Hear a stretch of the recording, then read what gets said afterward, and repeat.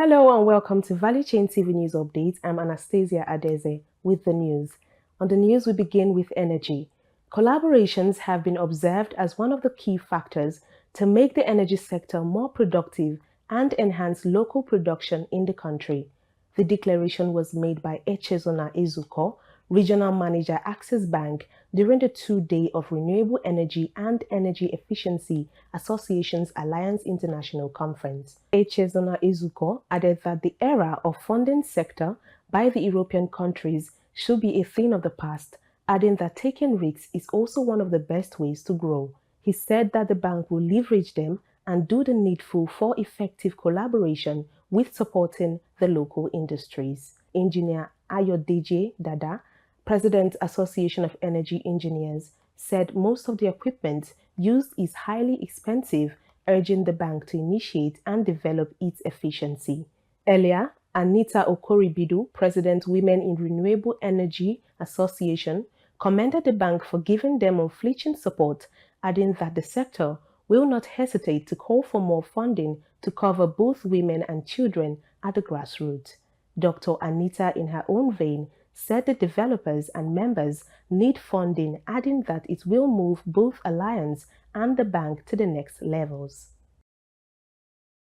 And on pipeline security, the need for oil and gas sector to curb the continuous menace on the pipeline's vandalism has been emphasized. This was stated by Major M.E. Alexander during an exclusive interview with Value Chain TV and magazine in Abuja. The security consultant further commended the government for its efforts to bring pipeline vandalism to the barest minimum, adding that more proactive have been taken to achieve the set objectives. I think the security officials have been doing their best, especially the Navy, based on the equipments available to them. So, because the Navy they are vested with responsibility for protection of pipelines, and any other type of security, maybe by some local community arrangement or vigilantes, those ones are just complementary. But the main force that protects pipelines and such infrastructures in the coastlines are the Nigerian Navy, of course. And of course, we have the Army Marine Amphibious Forces. Army Marine Amphibious Forces. Of course, I was once a pioneer instructor of the Marine Amphibious Forces in the Army too. He added that fighting oil theft is a collective responsibility of both the government and security experts. He added that providing sophisticated equipment and proper funding will go a long way for security personnel to do their work without hitch. The advice I will have is that they should deploy well-trained and professional forces to be able to protect these pipelines. Not only that, they should also deploy technical features. When I say technical features, it brings us back to unmanned air vehicles and of course unmanned ground vehicles, and then marine operated vehicles, of course, when you talk of assault crafts and all that, that can be able to penetrate the creeks. You understand what I'm saying? So I know you are aware also that Nigeria, the country, has other resources like solid minerals, and solid minerals too are very, very good resources that can enhance the economy of the country. If we are able, because there is need to be able to control and to be able to stabilize, organize the exploration of solid minerals in the country, because that will very much complement the oil industry, which where the pipelines are involved.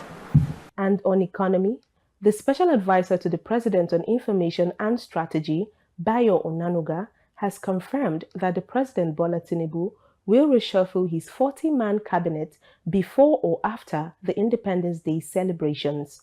Onanuga made this known while addressing newsmen at the State House in Abuja. Few Nigerians who spoke to Value Chain TV had this to say. The report. There is always this thing that they talk about change. When change comes in, we get some improvements at times. At the moment, the ministers that we have, to me, I feel not more than 30% of them have done what they should have done. So I think there is a need for that reshufflement, and let's see what happens. We need to make the government accountable. We need to know our rights so that we make the government accountable, because previous governments have been taking the masses for a ride. So I believe there is a need for the populace, the masses, to make government accountable. Reshuffling ministers definitely is probably he reshuffled them to his own agenda. So if he has a specific agenda, then he thinks he's going to do and bring people who have the capacity to make his goals and aspiration to be achieved. So probably maybe that will be his choice why he wants to reshuffle his agenda. The only thing I always tell Nigerians is to hold the government accountable for all their actions. If reshuffling minister does not bring the desired result, they should hold the government as accountable. My call to the government generally is that let those occupying political positions, they should have the mind, they should have people in mind. People are suffering. They should come out with policies, that are people-friendly, and also give back to society. Because the insecurity and violence are coming because of things that are going on in the issue. And on the oil sector, the federal government has welcomed ExxonMobil's plans to invest $10 billion in Nigeria's deep-water oil operations. This was disclosed by the Vice President Kashim Shettima during a meeting with ExxonMobil executives on the sidelines of the just concluded 79th sections of the United Nations General Assembly in New York. He added that the proposed investment is a clear testament to the administration's economic reforms and investment-friendly policies. And on taxation, the federal government has proposed that the Nigerian Maritime Administration and Safety Agency (NIMASA) and the Nigerian Port Authority (NPA) start collecting charges, fees and fines in naira instead of foreign currencies. This was disclosed by the Special Advisor to the President on Information and Strategy, Bayo Onanuga, during a briefing at the State House in Abuja. He noted that the proposal is part of an economic stabilization bill that the President will present to the National Assembly. Bayo Onanuga explained that the move aims to prioritize the use of local currency and reduce pressure on Nigeria's foreign exchange market. And on the international scene, Benin Republic prosecutors have prevented a suspected coup attempt scheduled to take place on Friday. In a statement, Special Prosecutor at Benin's Court for Financial Crimes and Terrorism, Elion Metanor, said the former sports minister, Osford Homke, was caught handing over 6 bags of cash to a commander of the Republican Guard and head of President Patrice Talon's security, Jimon Tevojiri. Metanor said the bag contained 1.5 billion West African CFA francs. Authorities said the suspect opened the bank account in Côte d'Ivoire under the commander's name on August 6th, adding that the money was transported in Homsky's Toyota Prado, which bore fake license plates.